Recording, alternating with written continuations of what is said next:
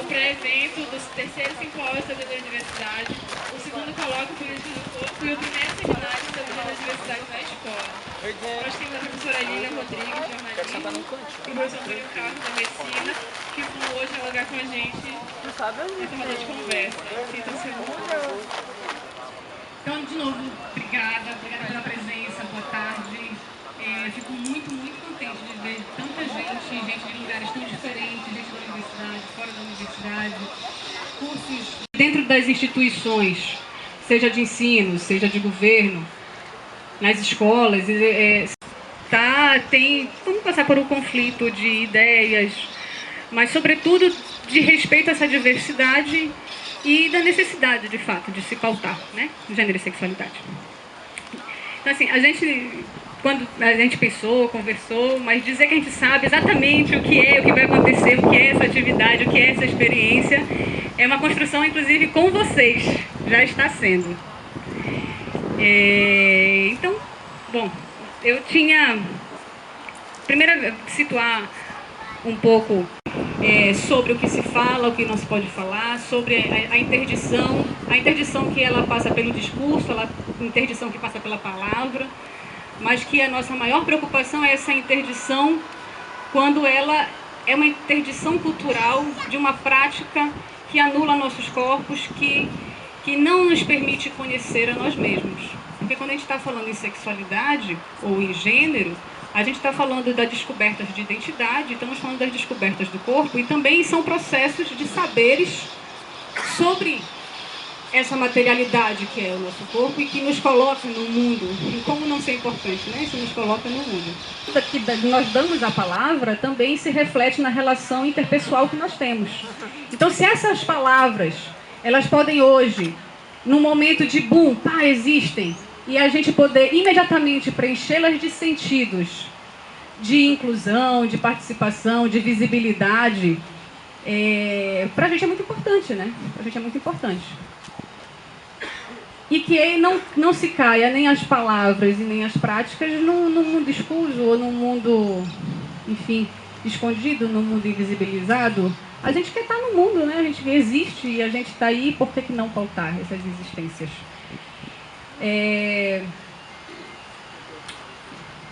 E aí, da universidade, da instituição, a gente coloca em pauta, e na sociedade se coloca em pauta nas ruas, e vocês vão estar aí para responder isso também.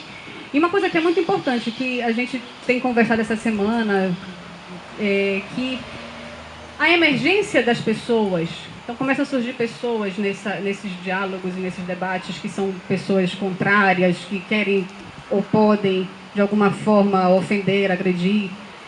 E, na realidade, a gente tem que acolher muito, a gente tem que acolher, e a gente teve essa preocupação sempre conversando, vamos acolher as pessoas, vamos tentar não criar disso um conflito bélico, uma guerra de palavras e de ofensas. A gente precisa ter muita serenidade também para poder lidar com essas diferenças, inclusive essa diferença do outro, né? E que ela seja de acolhimento. Aí eu digo isso para vocês porque vocês vão começar também a responder e a falar sobre isso fora desse espaço da universidade.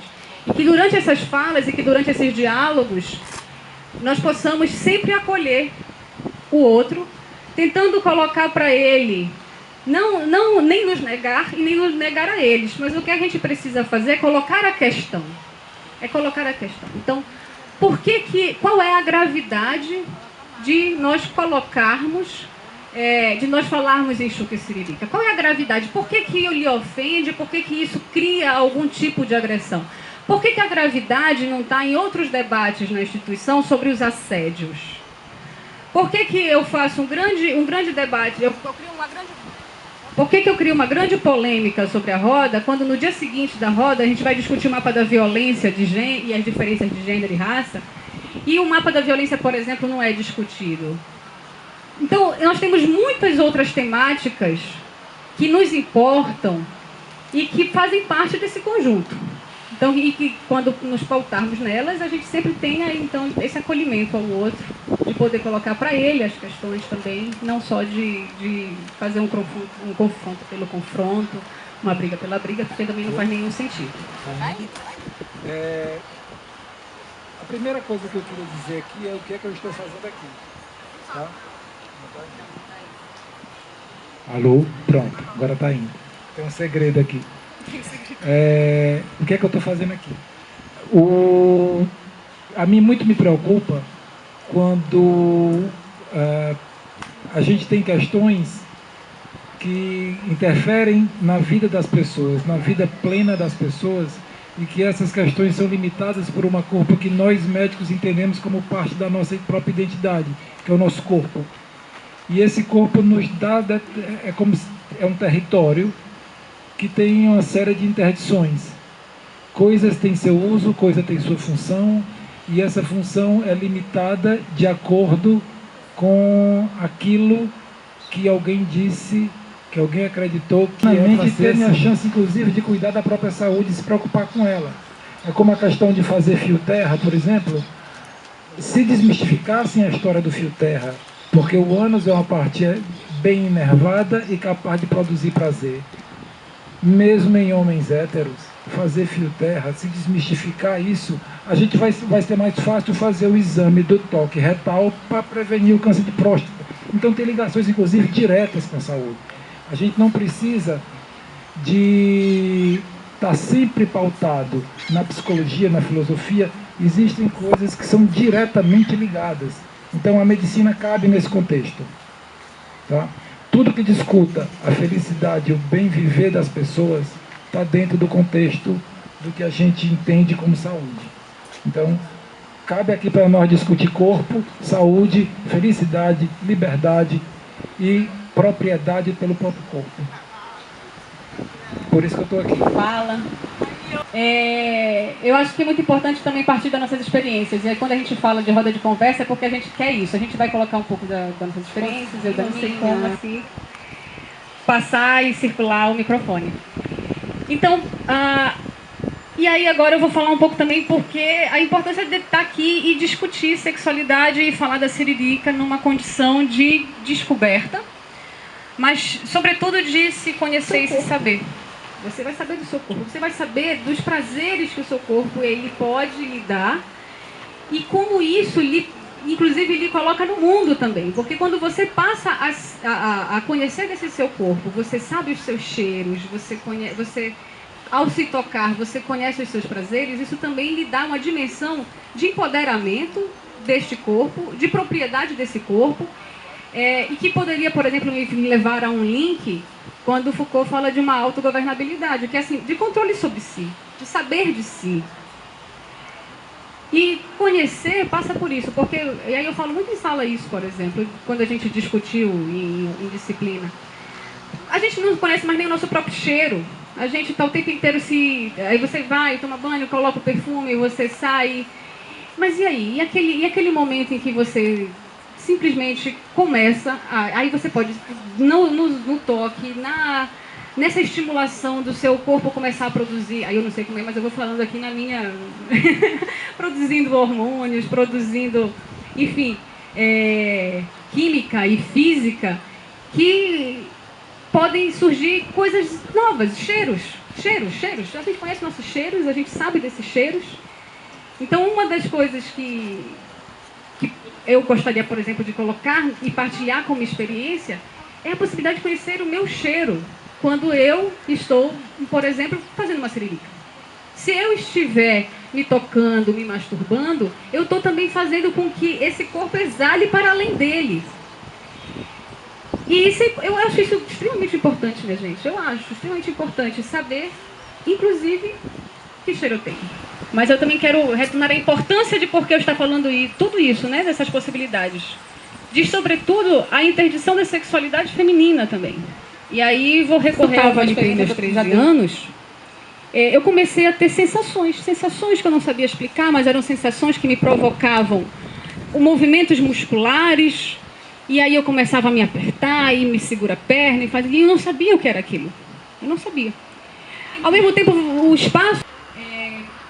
porque isso trata-se, ok, de uma interdição da sexualidade, mas existem também vários outros debates trazidos aqui, quando a gente fez a gente quer pautar o assunto, porque a gente entende que essa felicidade plena, esse conhecimento si, você fica perdido nessa falta de localizar a orientação para a sexualidade ou o debate para o gênero dentro das nossas formações de pessoas e de identidade.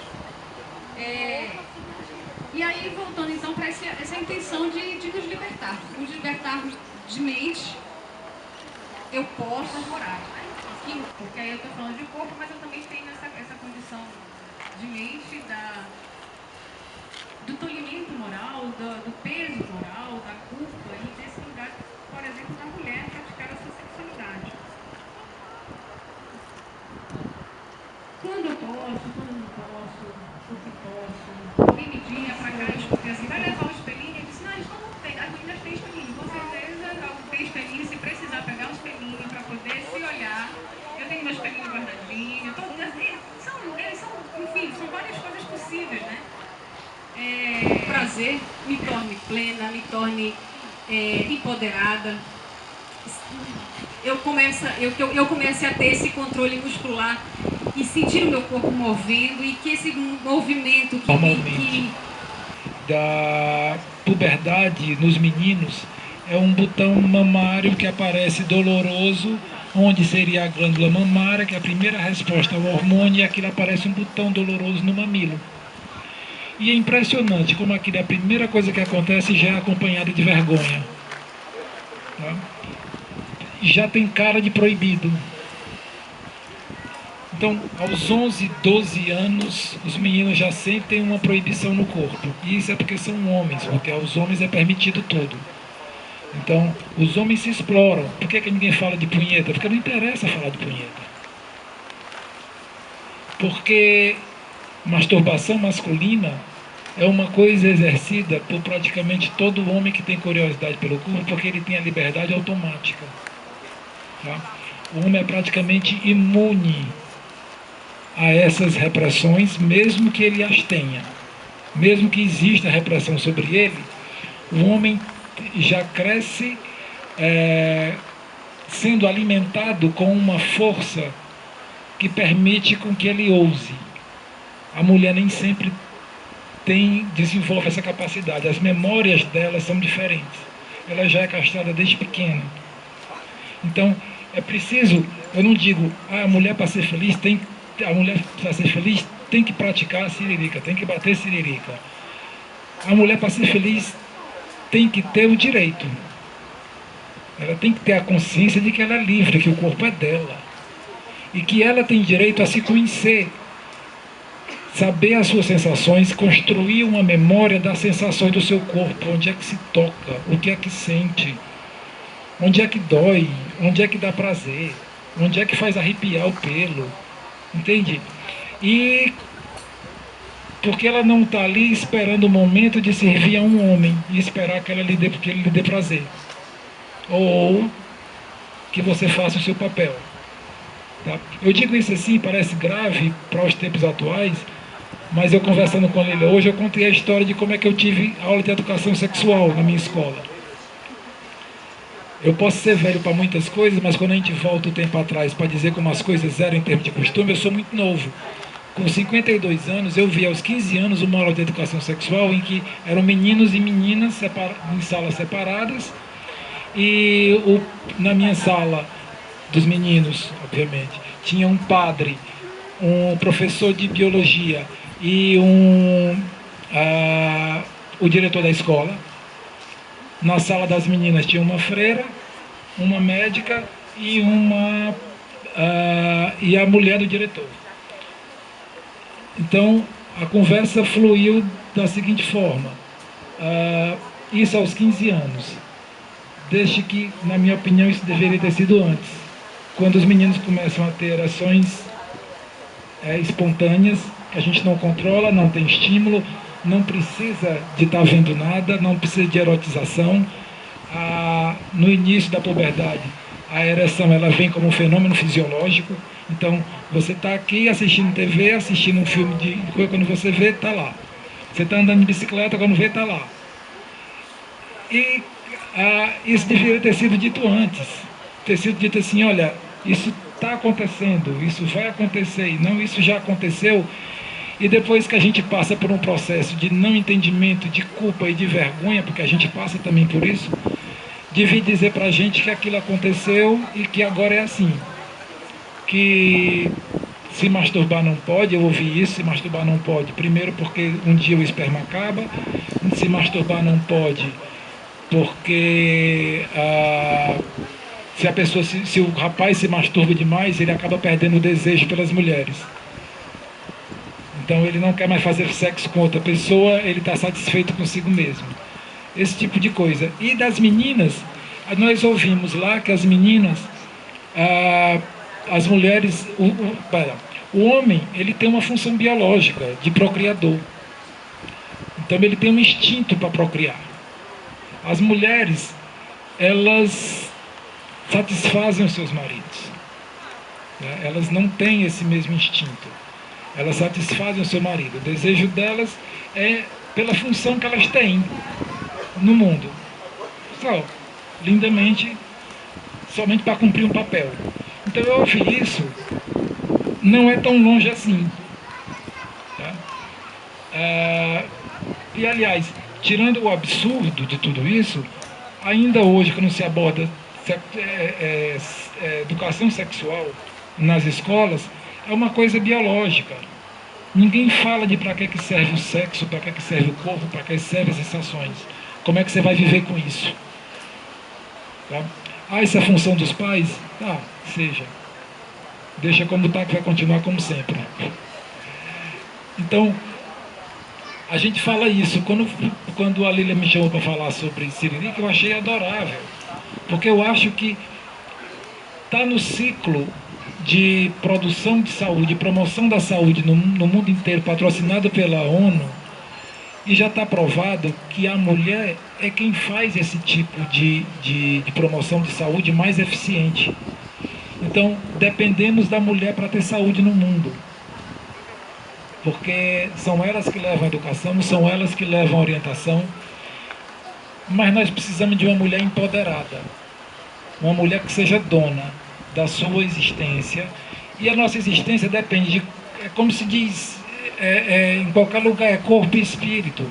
Nós vivemos com o corpo, esse corpo é o que nos faz estar aqui, e a nossa experiência toda passa por ele, e essa experiência não pode ser interditada. A mulher tem o direito de se conhecer, ela tem o direito de experimentar suas sensações e construir sua própria memória, porque só assim ela consegue tomar decisões apropriadas, tá? Decisões que são suas. Estava um crescimento grande de câncer no pênis, né? E eu tinha uma dificuldade de conversar isso com meu filho. Eu levei um tempo para chegar com ele, você tem que fazer assim, lavar com sabão, tudo bonitinho, porque isso é importante, né? Porque meu pai não falava isso comigo porque ele tinha vergonha. E por muito tempo eu tive vergonha de falar isso com meu filho também. Eram essas perguntas que eu queria fazer, né? E dar esse depoimento. É uma substância que vai lhe dar uma diarreia fenomenal durante as 24 horas seguintes. Então não vai ficar absolutamente nada. Você tem que tomar muito líquido para lavar aquilo, então para ficar desde o início até o final do intestino limpo, porque é onde vai passar a coisa do exame. Assim também é o procedimento para os procedimentos cirúrgicos.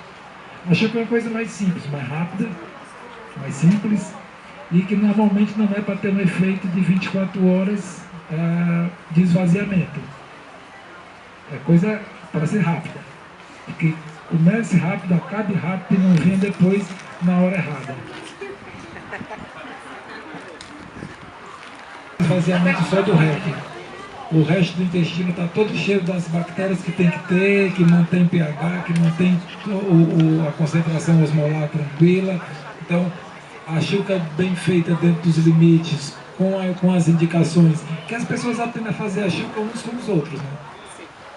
Ninguém nunca ensinou que existe um tubinho assim de enema que é mais rápido, que não é para usar o supositório de glicerina, porque o supositório de glicerina, aquilo você, dependendo da pessoa, pode passar horas e horas esvaziando o intestino. Então, existem procedimentos mais simples, como simplesmente pôr soro fisiológico. Tá? Prostitutas, ela impunha que as mulheres e os homens, inclusive, eram proibidos de fazer a masturbação.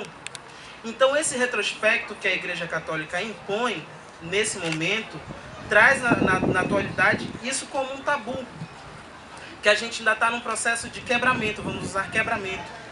E a gente percebe que dentro de um espaço como a universidade pública, a Unifap, isso é um assunto de ser dificilmente debatido, porque os alunos veem isso como uma falta de pudor, né? Eles têm uma questão moral muito forte em cima disso.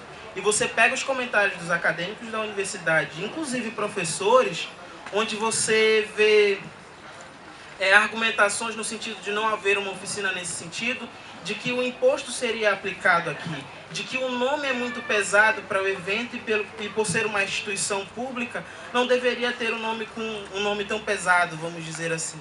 Então a gente tem que pegar esses retrospectos. Eu recentemente apresentei um trabalho no qual usei um livro que se chama Sexo, Desvio da Nação, As Minorias na Idade Média, do Jeffrey Richards. E aí ele destrincha pra gente todos esses preconceitos que são seculares, quase milenares. Você, hoje em dia, falar no português claro de cu e buceta é uma onda muito doida você falar isso na universidade. Os meus coleguinhas de curso ficaram todos estupefatos. Ai, que universidade desmoralizada. A Veja noticiou aqui, o Reinaldo Azevedo fez um artigo sem nenhum tipo de compromisso com o jornalismo, nenhum tipo de compromisso com a verdade. E você pega essa mídia que orienta e fomenta esse tipo de informação e você despolitiza essa sociedade que está aí à mercê da vontade desses caras que têm os seus interesses e estão pouco ligando para a verdade o que está sendo debatido aqui. E da importância do conhecimento da mulher conhecer o seu corpo, entender o seu corpo, saber dos seus prazeres, saber dos seus limites, saber se tocar.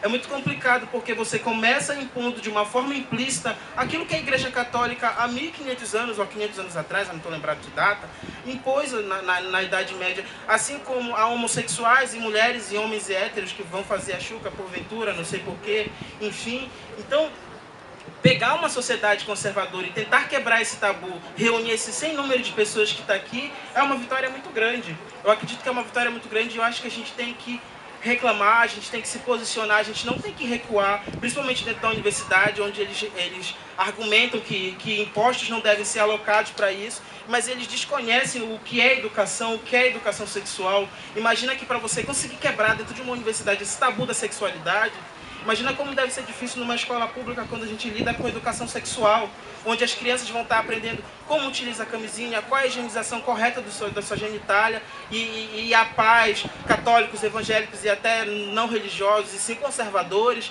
que não permitem que o seu filho tenha esse conhecimento do seu próprio corpo, da sua sexualidade. E o seu filho, logo que ele vai estar inanido desses direitos e dessas vontades, ele não vai ter liberdade nenhuma para falar com o seu pai sobre os prazeres dele, sobre o que o menino está querendo bater a sua punhetinha, ou então a menina está querendo se tocar e não entende os prazeres. Então, imagina que dificuldade a gente está para enfrentar, que a gente começou a enfrentar de forma mais explícita.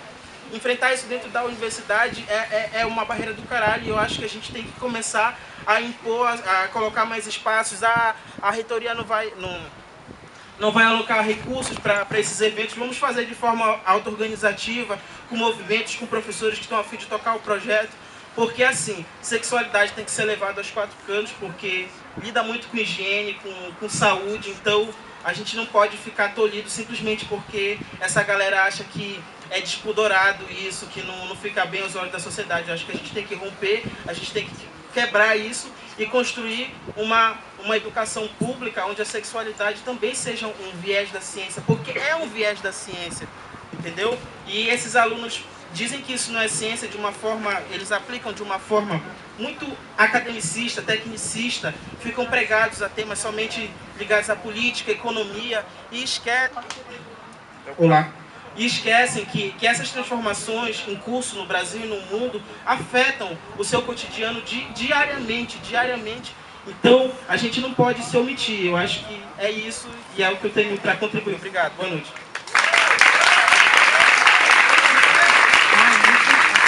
Eu não fui ensinada, acredito que quase que todas aqui não tiveram esse ensinamento na família, porque é muito natural, é muito normal o menino sair do banheiro, a gente vai balançar, batendo punheta, né?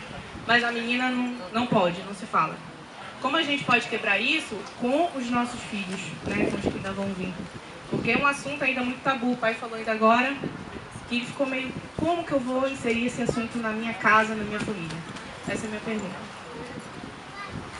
é muito pertinente, até porque eu tenho um filho de 4 anos e estou descobrindo. Na realidade, acho que primeiro é uma descoberta, que eu também tenho que entender que é uma descoberta minha como mãe de uma criança que é um menino de 4 anos. Porque, por exemplo, para mim foi surpreendente quando eu vi Ravi aos 2 anos já ficando com o pintinho dele duro, né? Assim, não é a mesma ideia do duro, mas assim, pra mim foi surpresa. Eu não entendi. Isso, é isso. Como a gente não discute, né?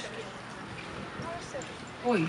Então, como a gente não discute, como a gente não fala, de repente você é surpreendido. Então, eu também tenho que me colocar, sempre nesse lugar que eu também estou descobrindo. E acho que, por exemplo, quando tu falas assim, o que a gente pode fazer, né, para poder conseguir tornar esse assunto mais natural, público, né? E natural. E aí eu acho que cada um tem que realmente providenciar uma ação. Quando o Eliseu diz vamos fazer, e aí eu digo vamos fazer, é cada um realmente fazer no seu espaço, no seu microespaço, em algum sentido. Por exemplo, eu como professora, eu levo o debate da sexualidade para a minha sala de aula. A gente debate, a gente conversa, e aí todos aqueles que passaram pela disciplina de comunicação e teatro, passou pela discussão da sexualidade.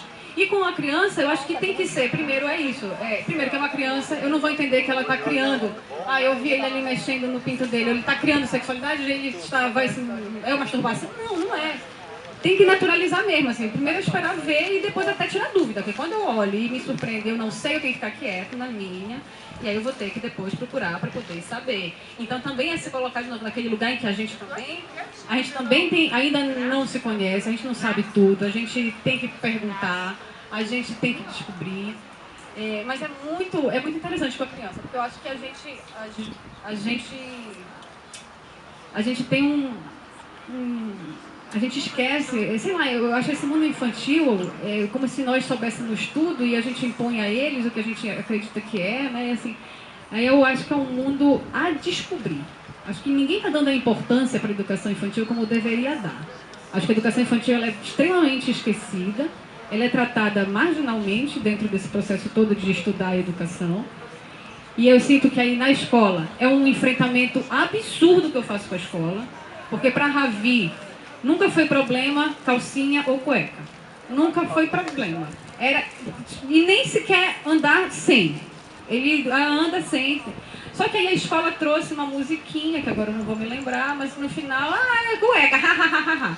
Pronto, aí agora ele está criando dessa relação da escola, o deboche sobre a diferença entre a calcinha e a cueca. Ou então que não pode mostrar, que não pode apresentar. Então aí também tem o compromisso de enfrentar a escola.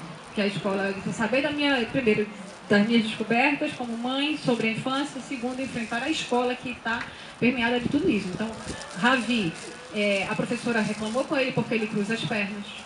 Que absurdo, gente, é um absurdo. É um horror, exatamente. Então, assim, porque a criança cruza as pernas, ele chegou em casa dizendo que ele não podia mais cruzar as pernas, porque as pernas, a professora explicou que não era para ele cruzar as pernas, eram só as meninas. Aquela coisa, enfim, você vê as divisões meninos e meninas, é muito sexista. O banheiro, sabe? E Ravi com 4 anos, eu só posso entrar no banheiro de menino. Não! Primeiro porque você é uma criança, então se tiver que entrar no banheiro comigo, você vai entrar. E aí é a importância, sim, que eu acho urgente a infância. É urgente a infância. Olá, boa noite a todos, eu sou a Yasmin. É assim, uma honra para mim, porque eu sou uma trans, está no meio de vários acadêmicos, assim, e numa universidade, e assim, a gente voltando ao assunto da Xuca. Eu sou Xuca e eu não acho constrangedor isso, porque assim, para mim é uma higiene minha, como se fosse uma mulher. A mulher não faz a lavagem dela genital, então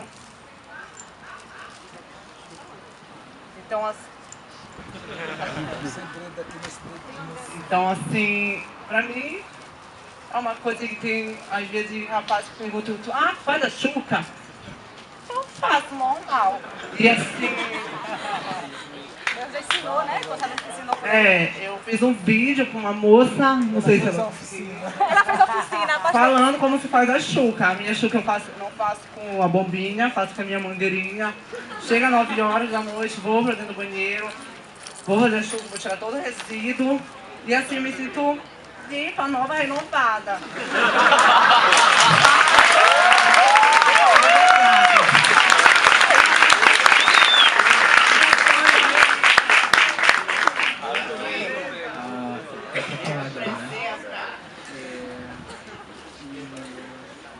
Gente, eu sou o Pablo, eu não sou acadêmico, estou no ensino médio ainda.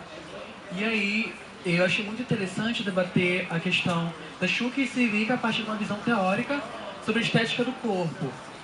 Então me surgiu uma dúvida. A Xuca, ela infelizmente... não felizmente nem infelizmente, a Xuca ela é pertinente na vida de algumas pessoas. De alguns gays, de alguns héteros, de alguns bissexuais, enfim, pessoas lésbicas, enfim. E aí surge uma dúvida. A Xuca, ela deveria ou não ser tratada como uma questão de saúde pública? A Xuca, existe a possibilidade de tratar a Xuca como saúde pública a partir de uma visão academicista. Por que se compreende? Se compreende que a Xuca, às vezes, como o próprio professor Antônio falou, que ela tem que ser com a água certa, porque pode haver o risco de infecção, de contaminação, e aí você corre o risco de saúde. E as pessoas profissionais do sexo, onde elas são, na grande maioria das vezes, obrigadas a utilizar a Xuca para que possa trabalhar, para que possa fazer a sua questão profissional, e aí elas não são tratadas de maneira atenciosa a partir do Estado. E fica essa minha pergunta para o São Antônio.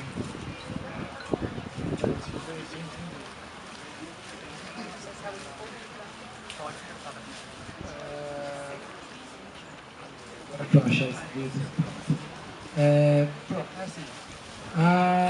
Toda a questão que envolve a sexualidade e mais do que a sexualidade, a questão do sexo em si, seja por de qual forma for, é uma questão de saúde pública, sim.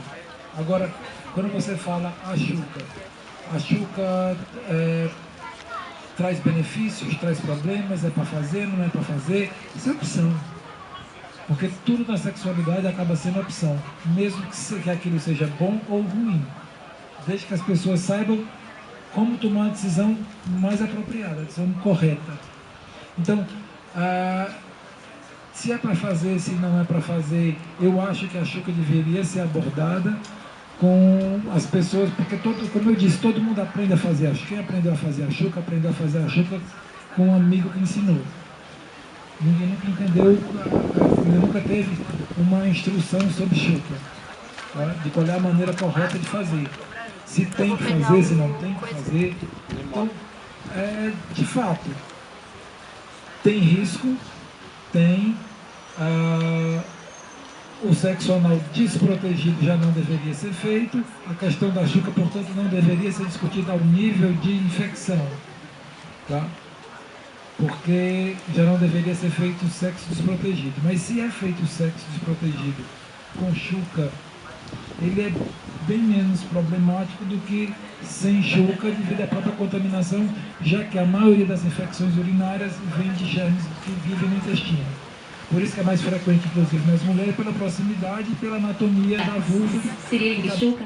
Me passou despercebido, né? A questão da falta de informação. Apesar de fazer Siririca desde, sei lá, os 12 anos, eu não sabia o que era, eu não sabia o que era Siririca. Bater, fazer, enfim. Passou despercebido, né? Depois começou a vir a discussão, e aí eu fui, nossa, por que tudo isso, né? Aí meu filho de 18 anos para 19 disse assim, mas você não sabe o que é? Não sei o que é. Aí foi me explicar, né?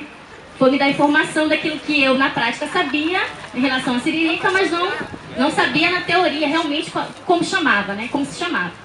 E aí me veio, um pouco relacionado à pergunta que o colega fez, a questão da Xuca, né? É a questão de, é coisa de menino, é coisa de homossexual? Não.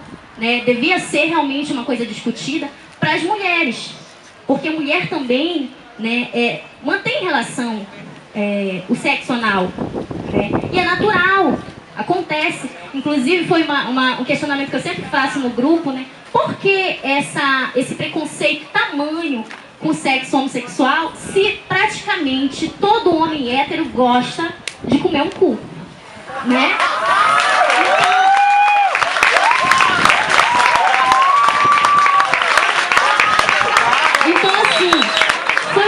Aí eu pensei assim, eu fiquei horrorizada assim, nossa, eu nunca fiz Xuca, por quê? Né? A questão, aí me veio a preocupação que está relacionada que o colega perguntou, né? em relação à preocupação com a saúde, no caso de nós como mulheres, né, mantermos relação sexo anal e muitas vezes por desconhecimento não haver a higienização e muitas vezes o sexo é feito sem a proteção. Aí me vem esse questionamento. Tá? Obrigada. Mais ou menos aquilo. A Xuca não é só para homossexual, inclusive porque existem homossexuais que se assumem como homossexuais, mas não fazem sexo anal. Por vários motivos. Uns porque acham que estão repetindo o comportamento de um relacionamento hétero, em que existe uma penetração e não sei o quê. Outros porque acham que é anti-higiênico. Outro porque simplesmente não gosta. Então, assim, a questão da Xuca tem gente que faz a Xuca simplesmente porque tem problema para ir no banheiro, tem prisão de ventre. Tá?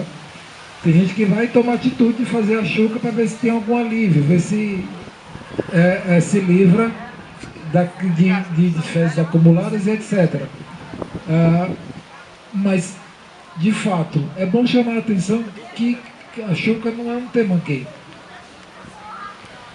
Não é um tema de qualquer pessoa que esteja interessada em fazer um Xuca. E a minha pergunta é sobre a questão da Xuca, né? Não é nem tanto a Xuca, né? Mas a questão de praticar o sexo anal, né? Se tem algum problema com o esfíncter, o esfíncter do ânus, né? O interno, o externo. Se tem algum problema, né, de afrouxamento, né? Se tem algum problema com relação a rompimento, né? Rompimento dos vasinhos, né? Dos pequenos vasos sanguíneos, né? Que inervam aquela área, né? Que podem provocar inflamações.